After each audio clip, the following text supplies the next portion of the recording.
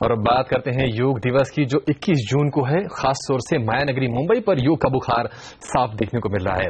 मुंबई में जिंदगी हमेशा भागती रहती है, कभी थकती नहीं, लेकिन कमाने और खाने की होड़ में मुंबईकर्स कभी जीना नहीं बोलते। शायद इसीलिए योग दिवस के लिए मुंबई ने भी अपनी कमर कस ली है।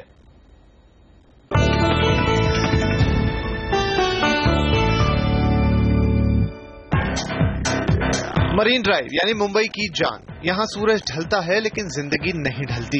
सैर सपाटे और सेहत बनाने के लिए ये मुंबईकर्स की पसंदीदा जगह है।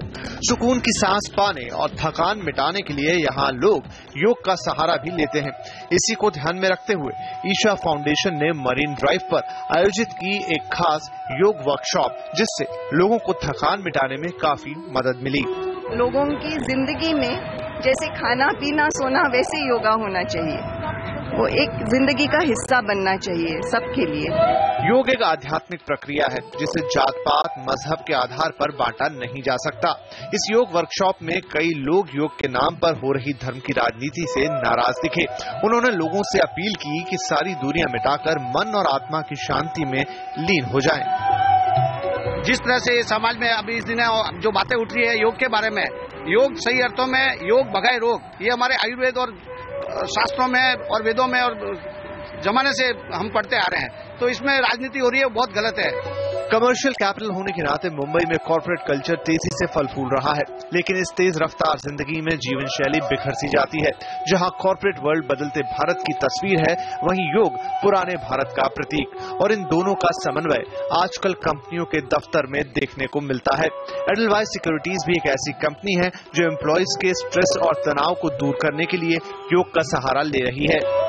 योगा के माध्यम से हमारी प्रोफेशनल एंड पर्सनल लाइफ कैसे स्ट्रेस फ्री बनाई जाए और कैसे हम एक जॉयफुल एनवायरनमेंट क्रिएट कर सके अपने प्रोफेशनल एनवायरनमेंट में या पर्सनल एनवायरनमेंट में, उसके लिए ये किया गया है।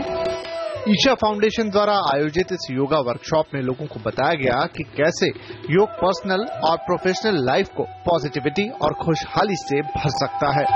Only experiencing is believing. So you have to experience what yoga does to you, especially what Isha Foundation Yoga has, what they have propagated.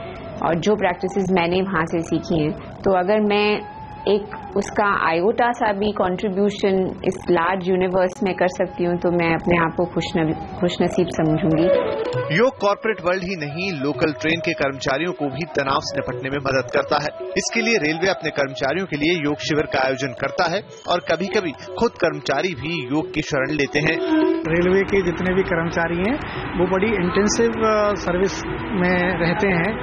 मानसिक तनाव होना स्वाभाविक है और योग निश्चित रूप से जितने भी हमारे कर्मचारी जो इस तरह के कार्य से जुड़े हुए हैं उनके मन को शांति प्रदान करेगा।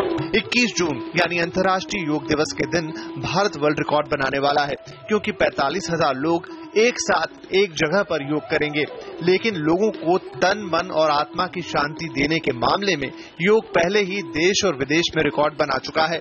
मोदी सरकार की अनूठी पहल के बाद उम्मीद है कि दुनिया भर में योग को एक नई पहचान मिलेगी। तुषार, मुंबई।